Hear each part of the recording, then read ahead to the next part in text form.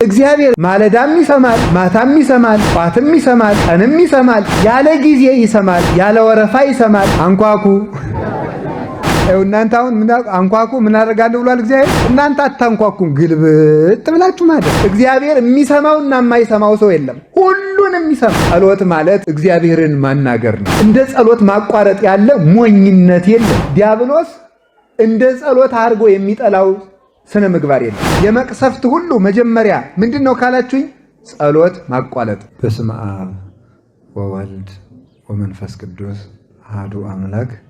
በስመ አብ ወወልድ ወመንፈስ ቅዱስ አሐዱ አምላክ። በስመ አብ ወወልድ ወመንፈስ ቅዱስ አሐዱ አምላክ። በባህሪው ሞት በመንግስቱ ሽረት የሌለበት ቅድመ ዓለም የነበረ ዓለምን የፈጠረ ዓለምን አሳልፎ የሚኖር በቸርነቱ ይህንን ዓለም የሚመግብ ሥጋችንን ለብሶ ያዳነን መድኃኒታችን ኢየሱስ ክርስቶስ በሀብት ስቦ በረድኤት አቅርቦ በዚህ ቅዱስ ቦታ ስለሰበሰበን እስከዚህም ሰዓት ስላደረሰን ስሙ የተመሰገነ ይሁን። እናታችን ቅድስት ድንግል ማርያም ወላዲት አምላክ የቅድስት ቤተ ክርስቲያናችን ምልክትና ጌጥ፣ ቅዱሳን መላእክት፣ ቅዱሳን ነቢያት፣ ቅዱሳን ሐዋርያት፣ ቅዱሳን ሰማዕታት፣ ደናግል፣ መነኮሳት፣ ሁሉም ቅዱሳን ቅዱስ መስቀሉንም ጨምሮ በረከታቸው ይደርብን።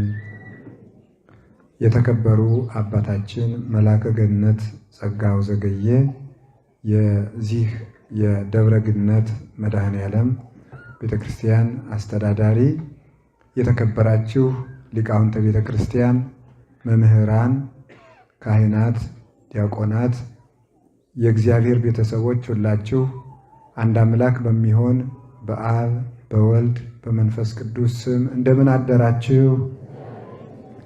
እንደምን ሰነበታችሁ? እንደምን ቆያችሁ?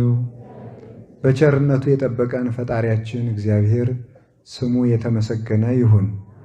በመካከላችን ተገኝቶ ልቡናችንን ከፍቶ እንዲያስተምረን ቅዱስ ፈቃዱ ይሁንልን። እግዚአብሔር ማለዳም ይሰማል፣ ማታም ይሰማል፣ ጧትም ይሰማል፣ ቀንም ይሰማል፣ ያለ ጊዜ ይሰማል፣ ያለ ወረፋ ይሰማል፣ ሳይመርጥ ይሰማል። እግዚአብሔር የሚሰማውና የማይሰማው ሰው የለም፣ ሁሉንም ይሰማል። ሁሉንም ወረፋ ሳያስጠብቅ ያለ ጊዜ ፈረቃ እግዚአብሔር ሁሉንም ያዳምጣል። ጸሎት ማለት እግዚአብሔርን ማናገር ነው። እንደ ጸሎት ማቋረጥ ያለ ሞኝነት የለም። እንዴት ሰው እግዚአብሔርን ያህል ንጉሥ አናግረኝ ብሎ እየጠበቀው እንዴት ያን አቋርጦ ይውላል? እና የእግዚአብሔር ቤተሰቦች እኔ ዛሬ በእግዚአብሔር ስም የምማልዳችሁ በእውነት ምንድን ነው ካላችሁኝ፣ ጸሎት እንዳታቋርጡ።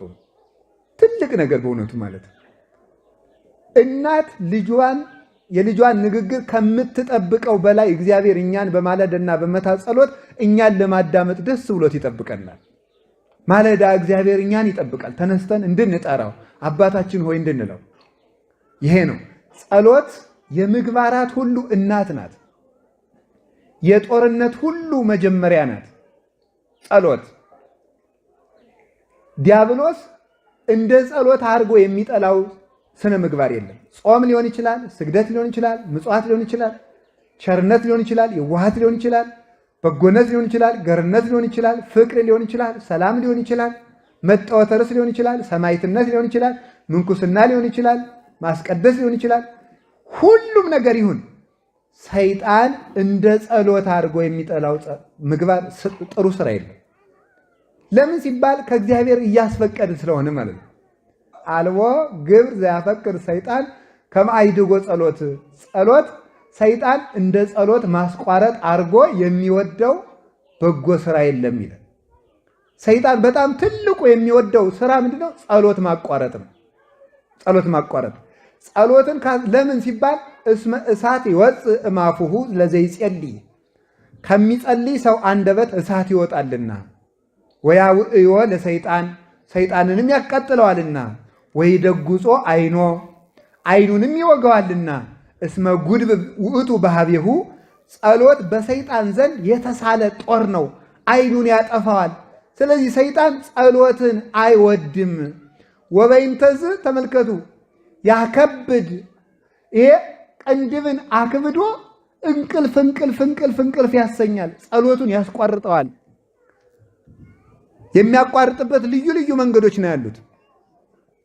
አንዳንድ ጊዜ የማንዘልቀውን በጣም ብዙ ጸሎት በማስጀመር ከዚያ በኋላ ሰልችቶ እንድንተወው በማድረግ፣ ሌላ ጊዜ ደግሞ በምንጸልይበት ጊዜ ሐሳባችን ይበትንና ሐሳቤ እየተበታተነ የምጸልየውን ጸሎት እግዚአብሔር አይሰማኝም ብለን ደግሞ እንድናቋርጠው ማድረግ።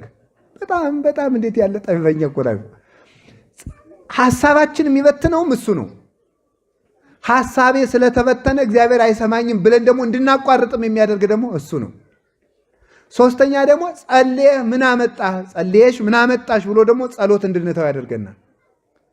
ይህን ያህል ጸለይክ፣ እግዚአብሔር እኮ አንተን አይወድህም፣ ጥያቄህን ቢወድህ ኑሮ ይመልስልህ ነበረ ብሎ ደግሞ ጸሎትን እንድናቋርጠው ደግሞ ያደርጋል። ለምንድን ነው ካላችሁኝ፣ ጸሎት የህይወታችን አጥር ነው፣ የህይወታችን ደጅ ነው። ደጅ ወይም በር አጥር የሌለው ቤት ለሌባ፣ ለወንበዴ፣ ለኃላፊ፣ ለአግዳሚ ሁሉ የተመቸ ለዘረፋ የተመቸ እንደሆነ ጸሎት ስናቋርጥ አጥር የሌለው ግቢ፣ በር ያልተዘጋለት ቤት እንሆናለን። ሰይጣን እንደፈለገ ከሰው ቤት ገብቶ ጸጋ ለመዝረፍ ይመቸዋል ማለት ነው። ለዚህ ነው ብዙ ሰዎች እዩ ደጋግማችሁ ገዳም ሂዳችሁ በሰነበታችሁ ሰሞን፣ መንፈሳዊ ጉዞ ባደረጋችሁ ሰሞን፣ መንፈሳዊ ቦታዎች በሄዳችሁ ሰሞን ዓለም ላይ ሳላችሁ ትሰሩት የነበረ ኃጢአት ይቋረጣል። ከዚያ በኋላ ስትመጡ መልሶ ይዛችኋል። ለምንድን ነው ካላችሁኝ፣ ጸሎት አቋርጠን ስለሚያገኘን ነው። ጸሎት መጀመሪያ የልማድ ኃጢአት ዋና መነሻው ጸሎት ማቋረጥ ነው። በራስ ምታት የዝሙት ሰይጣን በተለይ የሚመጣበት ራስ መምታት፣ እንቅልፍ ማለት፣ ቅንድብን ማክበድ፣ ከራስ ፀጉር እስከ እግር ጥፍር ያለውን የአካል ክፍል በሙሉ በድንጋይ የተቀጠቀጠ እባብ እስኪመስል ድረስ ድካምን በመልቀቅ ጸሎትን ያስጠላል።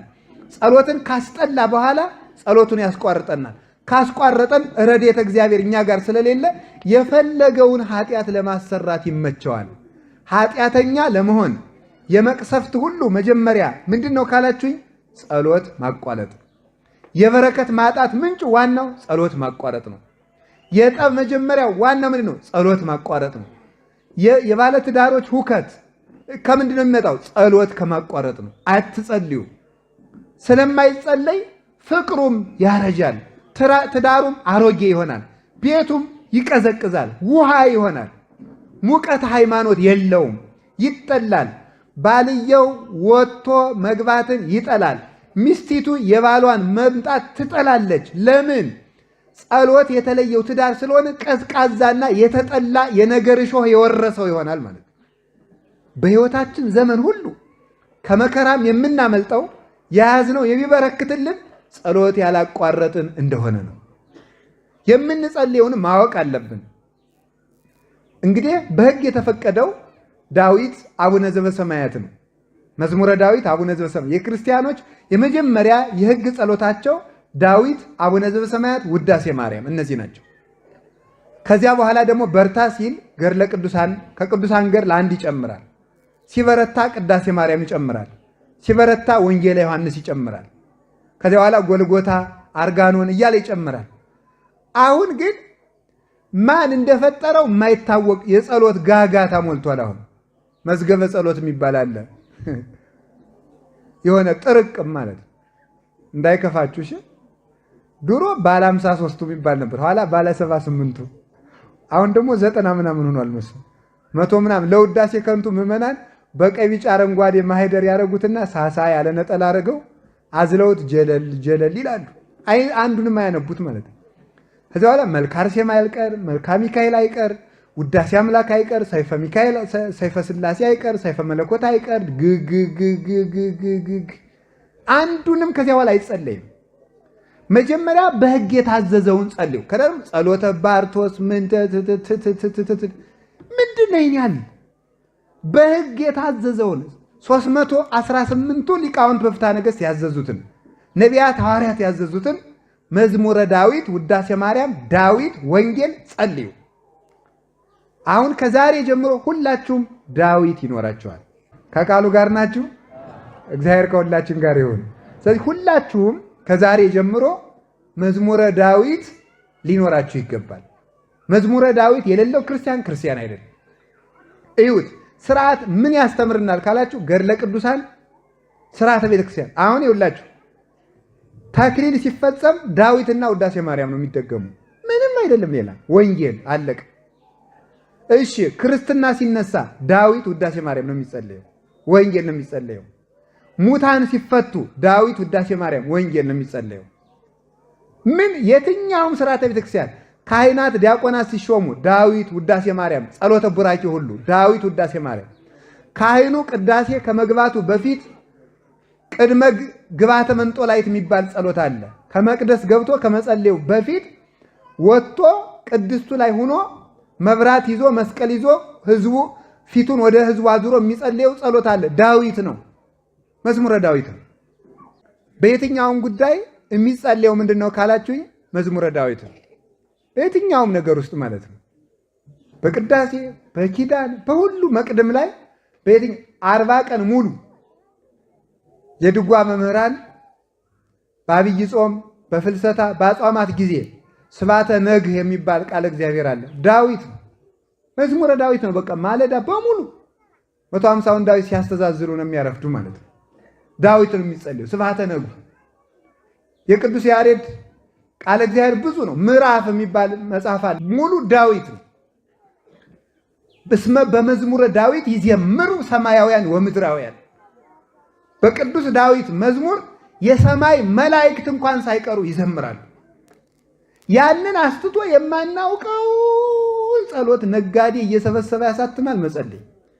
አሁን ደግሞ በየከተማው ምን ይላል? ይሄ ሌሊት ለሚያንቀጣቅጣችሁ ለሚያስፈራራችሁ ሕፃናትን ሽንት ለሚያሸናባችሁ ጥሩውን ፈቱን መድኃኒት ነው እያያዛችሁ መጽሐፉን 20 ብር ነው ይላል።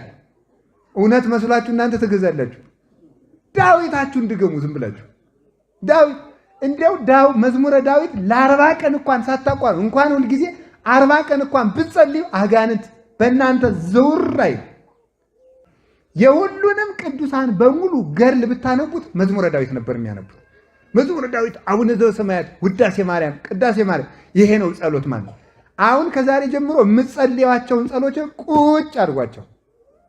የሕጉን ያዙና ሌላ ትጨምራላችሁ። ስለዚህ የሕጉን ያዙና መዝሙረ ዳዊትና ውዳሴ ማርያም ላለማቋረጥ ለራሳችሁ ቃል ግቡ። ከዛሬ ጀምሮ ነገ ጧት ሁላችሁም መዝሙረ ዳዊት እንድትገዙ። መዝሙረ ዳዊት ሁላችሁም የሰንበት ትምህርት ቤቱም ሱቅ አለው አይደል? ዳዊት አለው አለ። እዚያ ግዙ። ከሌላችሁ አምጡ።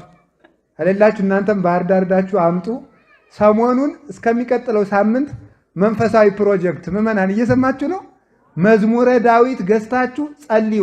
እርግጠኛ ሆኜ ነው የምነግራችሁ፣ የፈለጋችሁትን ነገር ይመልስላችኋል መድኃኔዓለም።